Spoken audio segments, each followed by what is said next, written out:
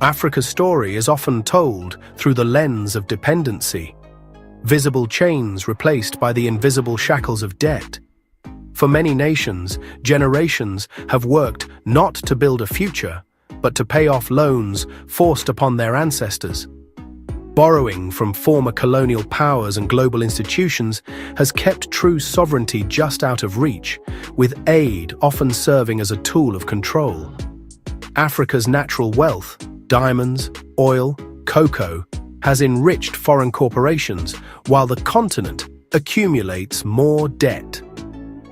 Every dollar spent on debt is a dollar not spent on schools, hospitals, or clean water. This isn't just about numbers, it's about stolen potential and deferred dreams. The desire to break free from this cycle is a deep, existential yearning for true independence, a demand to finally be the authors of their own story.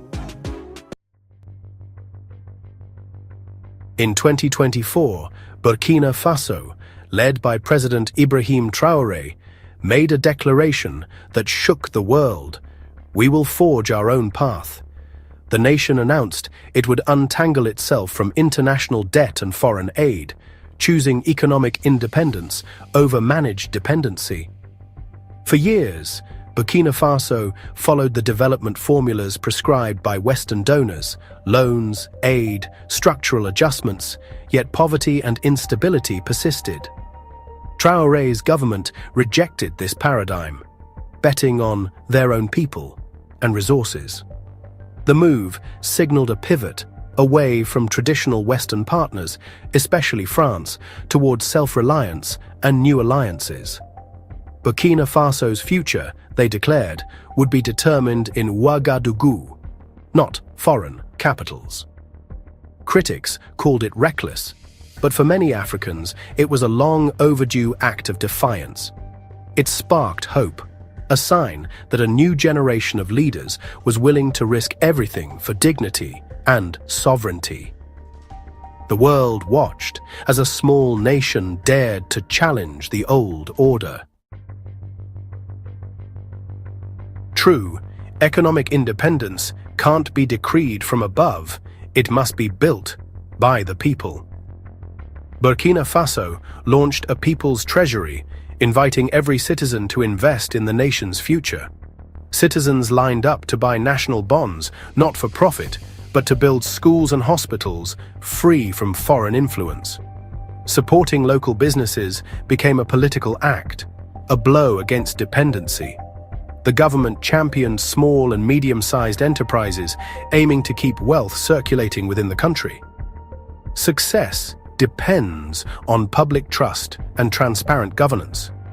Mobilizing an economy on patriotism alone is daunting, but the shift inward marks a profound change. It's an attempt to build wealth on collective will, not foreign handouts. A revolutionary idea in the post-colonial era. At the heart of Burkina Faso's strategy lies gold, a resource long exploited by foreign corporations. President Traoré's government moved to reclaim control, nationalizing key gold mines and rewriting mining laws to ensure profits benefit the nation. The goal: transform gold revenues into schools, hospitals, and infrastructure for Burkinabe people. Why borrow for development when the ground beneath holds the answer? Nationalizing industries is risky. It can scare off investment and provoke powerful interests. Major players from Canada, Australia, and Russia still operate in the country, complicating the landscape. Yet for Burkina Faso, the risk is worth it for the prize of economic freedom. It's a bold attempt to break the cycle of dependency at its source. Today's movement echoes the legacy of Thomas Sankara, the revolutionary who renamed the country Burkina Faso, land of incorruptible people. Sankara championed radical self-reliance, rejecting foreign aid and launching ambitious national programs. President Traoré's administration invokes Sankara's ideals: dignity, sovereignty, and breaking neo-colonial chains. This is more than symbolism. It's a revival of unfinished revolution and Pan-African dreams. For a new generation, the call to self-reliance is potent, offering hope and empowerment. By connecting to a heroic past, Burkina Faso's leaders are reawakening a national spirit and daring to chart their own course. Burkina Faso's bold moves have drawn sharp resistance from the global financial establishment. Institutions like the World Bank and IMF see nationalization as a threat to their model of open markets and foreign investment. Western nations, especially France and the US, have responded with sanctions and diplomatic pressure, isolating Burkina Faso further. The country faces real risks: drying investment, economic uncertainty, and political instability. Yet, the government is betting that the long-term benefits of sovereignty outweigh the short-term pain. True independence is rarely granted. It must be fought for, often against great resistance. Burkina Faso's journey is a testament to the struggle for freedom on many fronts. Burkina Faso's story is part of a larger movement sweeping Africa, a call for economic sovereignty and self-reliance. What's happening in Ouagadougou is seen as a test case, inspiring others to question the old cycle of debt and dependency. A new generation, connected and informed, is driving a practical Pan-Africanism focused on trade, innovation, and intra-African investment.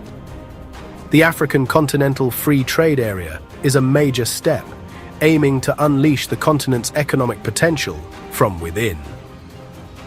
Burkina Faso's journey forces other nations to ask, are our resources serving our people? The spark in the Sahel could ignite a continent-wide movement for self-determination. The fight is for the soul of Africa, a future authored by Africans themselves. The Pan-African dream is no longer just rhetoric, it's becoming reality. Burkina Faso's path is steep and uncertain, but the courage to begin is powerful in itself. This is a fight for economic justice, a rejection of systems that extract wealth while blaming Africa for its poverty. The narrative is shifting from, what can the world do for Africa, to, what can Africa do for itself? The nation's greatest resource is its people, their ingenuity, resilience, and collective will. By mobilizing citizens, Burkina Faso is building a foundation more sustainable than any foreign loan.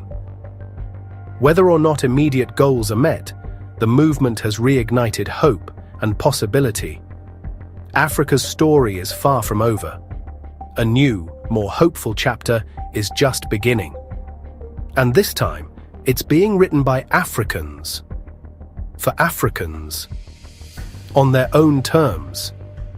This is Insight Africa, where the future is reclaimed, not predicted.